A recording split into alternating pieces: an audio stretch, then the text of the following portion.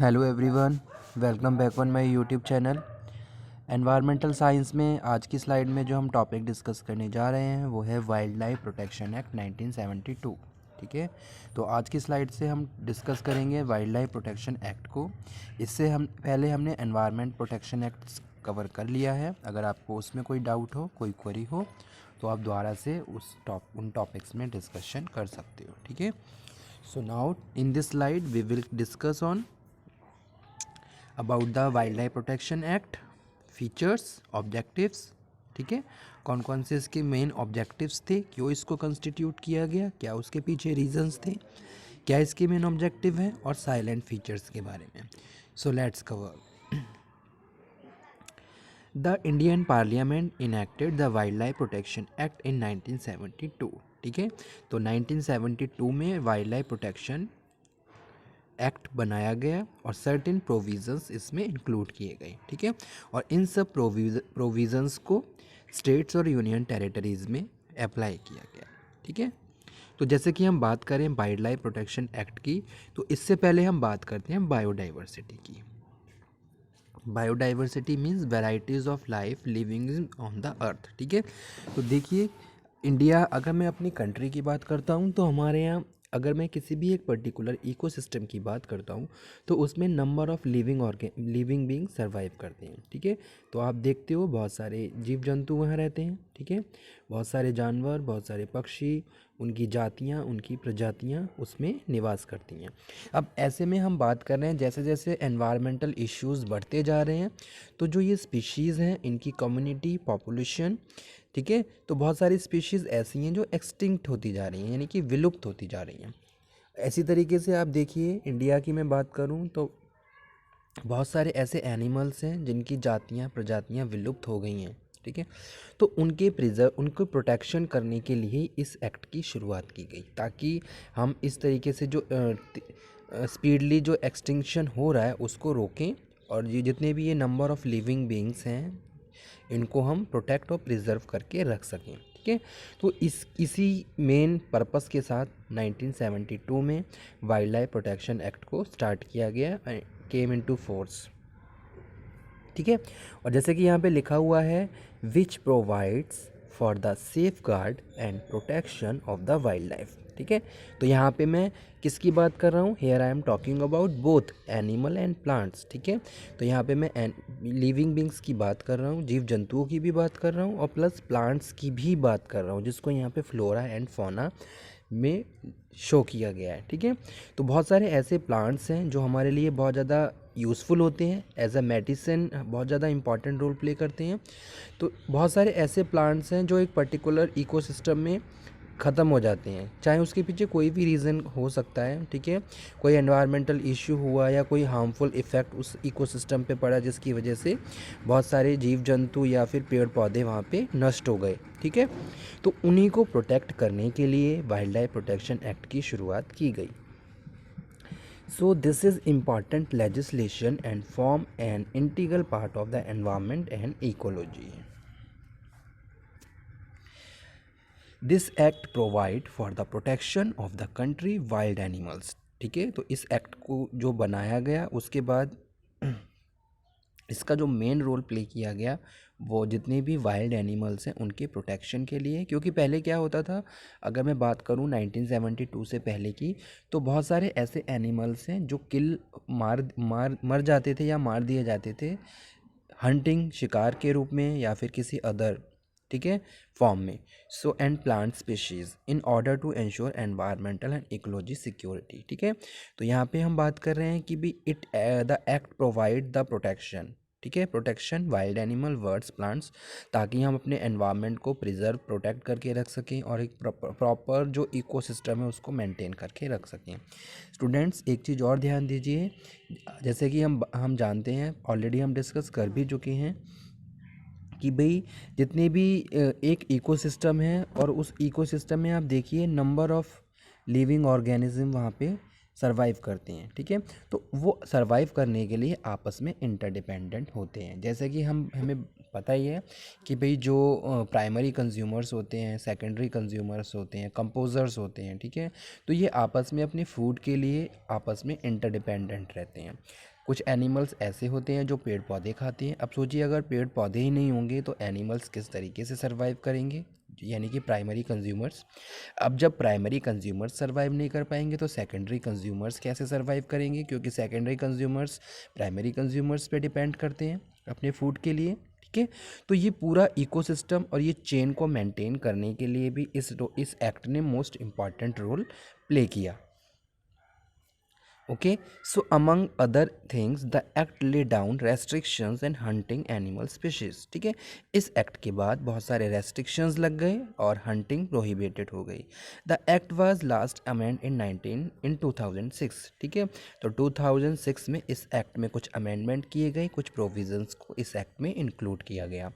An amendment bill was introduced in the Rajya Sabha in 2013 and referred to be standing committee, but it was withdrawn in 2015। Constitutional provisions for wild life act. तो इस slide में हम लोग discussion करेंगे article 48A और article 51A के बारे में।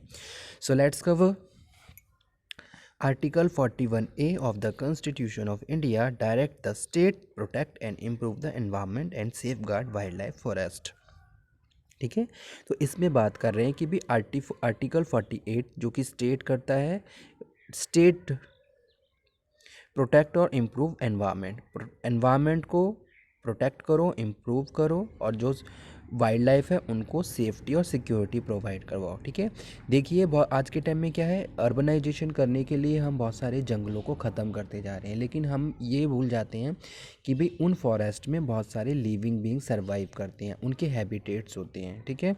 साथ के साथ फॉरेस्ट से हमें बहुत सारे यूज़फुल चीज़ें मिलती हैं जो हमारे लिए बहुत ज़्यादा इम्पॉर्टेंट रोल प्ले करती हैं, चाहे मैं मेडिसिन की बात करूं, रिसर्च के लिए बात करूं, या फिर प्लांट्स, फ्रूट्स, सीड्स, ये बहुत इन सब चीज़ों की बात करूं, ठीक है।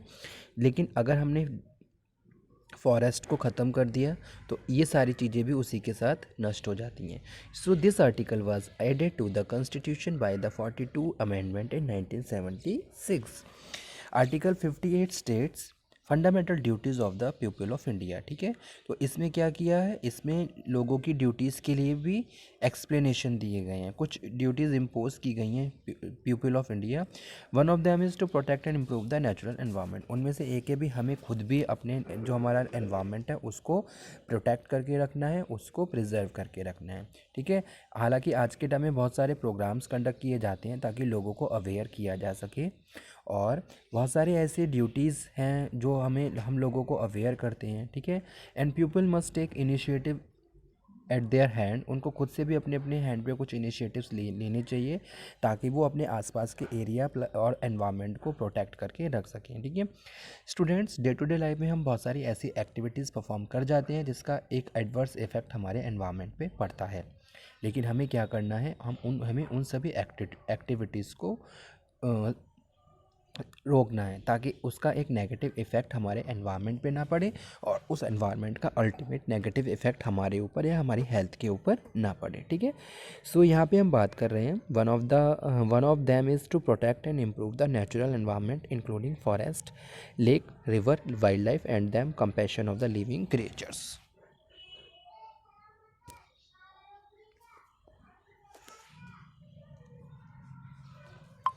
Next slide, History of Wildlife Protection Act legislation in India. The first such law was passed by the British Indian government in 1887 called the Wild Birds Protection Act. The law sought to prohibit the possessions and sales of the specified wild birds that were either killed or captured during the breeding seasons, ठीक है। तो इस act को लगाने का इस act को impose करने के पीछे एक रीज़न ये भी था कि भाई जो हम पक्षियों को हंटिंग कर रहे हैं या फिर उनकी सेलिंग वगैरह, इन सब के लिए भी। सेकंड लॉ वाज इनेक्टेड इन 1912, तो उसके लिए 1887 में एक एक्ट बना, 1912 में एक एक्ट बना, ठीक है। So during the British Raj, wildlife protection was not according to the priority. It was only 1960 that the issue of protection wildlife prevention of certain species becoming extinct came into the force. ठीक है. Need क्या need है इसकी? Wild life is a part of the forest. ठीक है, हमारे forest का part होता है. And this was state subject until the parliament was law in 1972. Now it is concurrent list. Reason for the nationwide law in the domain environment, particularly wildlife, include following. India is treasure trove of the wide varied flora and fauna. India में बहुत सारे ऐसे जीव जंतु हैं, बहुत सारे अलग अलग पेड़ पौधे हैं. ठीक है, जैसे कि मैं बात करूं तो बहुत सारी नंबर आप देखिए कि भाई अलग तरीके के पेड़ पौधे पाए जाते हैं. So it was mention by the Edward British naturalist that turn of the 20th century, India was home to the close 40,000 tigers, but the census in 1972 show the number of drastically reduced 1827.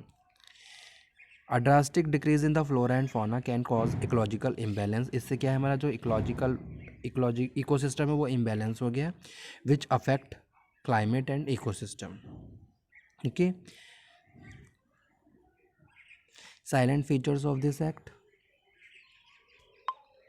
This act provide the protection of the listed species of animals.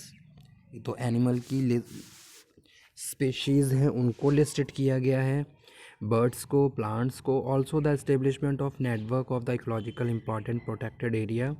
The act provide for the formation of wild life advisory boards. ठीक है, इस act के according wild life advisory board बनाई गई, committee बनाई गई, बहुत सारी पोजीशंस बनाई गई और उन पोजीशंस की ड्यूटीज़ एंड रिस्पॉन्सिबिलिटीज़ को डिफ़ाइन किया गया ताकि प्रॉपर प्रोटेक्शन और सेफगार्ड प्रोवाइड किया जा सके वाइल्ड लाइफ को.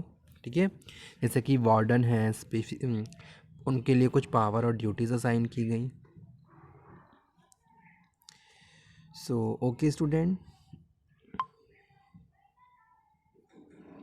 it helped India become a part of the convention and international trade in endangered species of wild fauna and flora.